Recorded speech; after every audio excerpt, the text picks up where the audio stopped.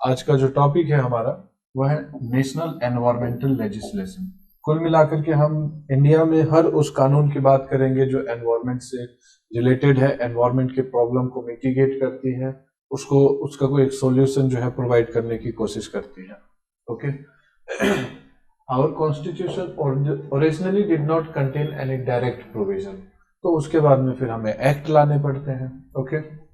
लेकिन ये सब चीजों की शुरुआत होती है 70 से, 1970 से एनवायरनमेंट को लेकर के आप देखेंगे तो पूरे ग्लोब में जब डिस्कवरी ऑफ ओजोन डिप्लेशन हुआ उसके बाद एक अलग तरीके का एक कंसेंसस जो है पूरे ग्लोब पे ग्लोबली जो है वो कम्युनिटी में आ गया।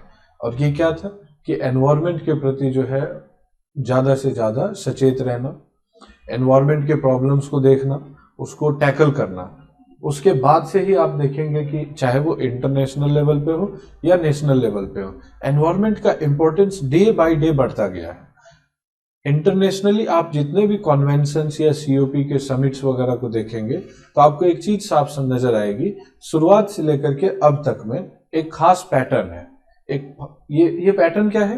ये पैटर्न है कि स्टार्टिंग में हम सबसे पहले लोगों को समझाना शुरू करते हैं कि ये प्रॉब्लम है। बहुत सारे कंट्री, कम्युनिटी, बहुत सारे लोग इस चीज को पहले एक्सेप्ट नहीं करते हैं, फिर धीरे धीरे एक्सेप्ट करते हैं, फिर उसके बाद उसमें डेवलपमेंट शुरू होता है, कॉपरेशन शुरू होता है इंटरनेशनल एरिना में। उसके साथ साथ फिर हमें लगता है कि ये सिर्फ और सिर्फ लेजिस्लेशन से नहीं चलेगा, इसका फाइनेंशियल बॉडी भी अलग होना चाहिए। तो इस तरीके से डेवलपमेंट जो है डे टू डे आपको ओवरऑल देखने को मिलेगा। तो शुरुआत कहां से होती है? United Nations Conference on Human Environment, ये 1972 में स्टॉकहोम में हेल्ड किया गया था।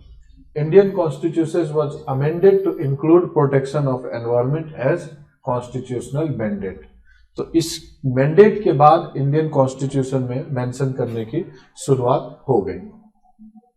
एनवायरनमेंट रिलेटेड जितने भी लेजिस्लेशन है they came either in 1972 with wildlife protection act, 72 में स्टॉकहोम कन्वेंशन, एंड देन 72 में वाइल्ड लाइफ प्रोटेक्शन एक्ट। ठीक है। 42nd amendment clause G to article 51 A आपको मालूम है ड्यूटीज से रिलेटेड है हमारे 51 ए। ओके। तो ये भी जो है हमारी ड्यूटी की बात करता है, जिसमें हम नेचुरल एनवायरनमेंट को प्रोटेक्ट करते हैं, अपने हेरिटेज को प्रोटेक्ट करते हैं, इस चीज की बात करता है। Clause G to 51 A states it shall be the duty of every citizen of India to protect and improve, बचाना भी है और इम्प्रूव भी करना है नेचुरल एनवायरनमेंट, इंक्लूडिंग जो भी है, फॉरेस्ट है, लेक है, रिवर है, वाइल्ड लाइफ है, and have compassion for living creatures. Compassion for living creature का मतलब जितने भी लिविंग क्रिएचर्स है उन सभी के प्रति जो है एक सहानुभूति होनी चाहिए। ठीक है। There is directive given to the state as one of the directive principle of state policy regarding protection of environment. जब भी प्रोटेक्शन लिखेंगे तो आप इम्प्रूवमेंट भी ऐड कर दीजिएगा, word protection and improvement of environment. So article 48 states states shall endeavor to protect and improve the environment while to safeguard the forest and wildlife of the country। तो ये जो जितने भी लेजिस्लेचर की बात की जा रही है, तो जब आपका आएगा कि एज अ गवर्नमेंट इंडिया क्या स्टेप ले रही है, तो उसकी अगर हिस्ट्री आपको मेंशन करना हो तो वाइल्ड लाइफ प्रोटेक्शन एक्ट से लेकर के 51 ए, आर्टिकल 51 ए, उसके बाद में आपका 48 ए आता है। ओके। देन आपका department of environment was established in India in 1980s, इसके बाद इसको डेवलप किया गया। फिर उसके बाद में 85 में इसको एनवायरनमेंट एंड फॉरेस्ट वर्ड भी इसमें ऐड कर दिया गया। पहले एनवायरनमेंट था, फिर बाद में फॉरेस्ट ऐड किया गया। फिर एनवायरनमेंट प्रोटेक्शन एक्ट 1986, इसके बाद उसके अगले साल इसको हमने जो है वो इनेक्ट किया, केम इनटू। अच्छा, ये हुआ भी था। उसके बाद में आपको मालूम है कि 84 में जो है 83-84 में जो है गैस त्रासदी का जो इवेंट था वो बहुत ज़्यादा प्रॉब्लमेटिक था। वो भी एक तरीके से हमारी कमियों को उजागर कर गया जो हम एनवायरनमेंट या मतलब इन हैजार्डियस चीज़ों को लेकर के हैं। तो क्या किन चीजों से रिलेटेड एक्ट है? वाटर से रिलेटेड, एयर से रिलेटेड एक्ट है और एनवायरमेंट से रिलेटेड। इन तीन अलग अलग एस्पेक्ट से रिलेटेड एक्ट हमने पास किए हैं अभी तक। जो प्रोविजंस की बात करें, जैसे अगर मैं कहूँ वाटर, देखिए हर एक्ट में ना आपको कुछ ऑब्जेक्टिव्स नजर आएंगे जो ब्रैकेट में लिखे होते हैं। तो ये प्रिवेंशन है और उसके साथ साथ control of pollution in water. Okay, ये एक्ट है 1974 का। आपको पता है 72 से ये चीजें स्टार्ट हुई 74 में, और उसको अमेंड किया था 1988 में। ये अमेंड हुआ था गैस त्रासदी के बाद। ओके, तो क्या है?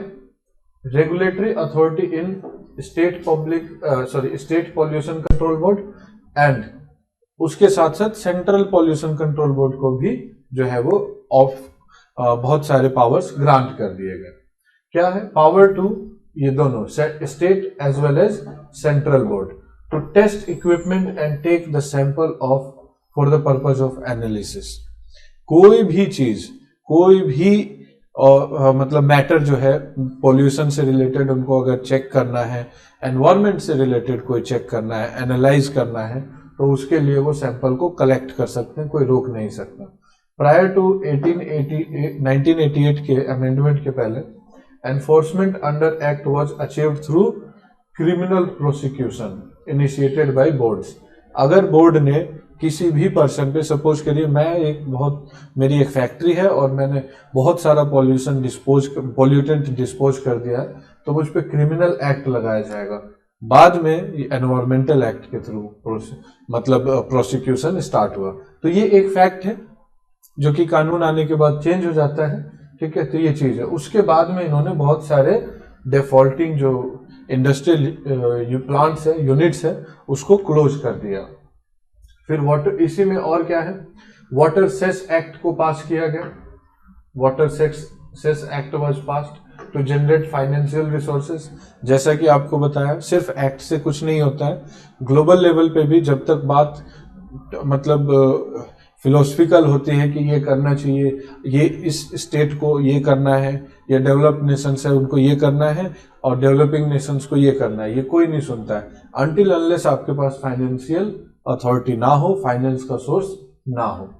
It creates economic incentive for pollution control and requires local authorities. Local authorities को भी इन्वॉल्व किया गया and certain designated industries to pay assess for water effluent discharge. बहुत सारी इंडस्ट्रीज ऐसी हैं जो डिस्पोज कर देती है पॉल्यूटेंट वाटर या नॉर्मल सॉलिड पॉल्यूटेंट्स को भी वाटर बॉडीज में। इंडस्ट्री को तो चाहिए ही चाहिए वाटर, वो उसका सोर्स भी है और उसमें डिस्पोज भी करता है, तो हर तरीके से है। तो उसको भी जो है इकोनॉमिक इंसेंटिव के अंडर में उसको कंट्रोल किया गया। Central government pays the central board and states such sum as it is necessary. Board को तो जैसा भी रनिंग करने के लिए चाहिए वो सेंट्रल गवर्नमेंट जो है वो देती है अपने एक्सपेंसेस को डिडक्ट करने के बाद जो कलेक्शन में लगता है। To encourage capital investment in pollution control, act gives a polluter a 70% rebate. अगर वो किसी तरीके से पॉल्यूटेंट को रिमूव करने का कुछ भी इंस्टॉल करता है तो उसके लिए उसको 70% रिबेट मिल जाएगा। ये स्टेप था ताकि वो एनकरेज कर सके हम, और एनकरेजमेंट के बाद जो है वो चीजें डिफरेंट हो जाती हैं। फिर एयर का भी है, इसका भी prevention and control of pollution in air. ये एक्ट है 81 का और इसको अमेंड किया था 6 साल बाद 87 में।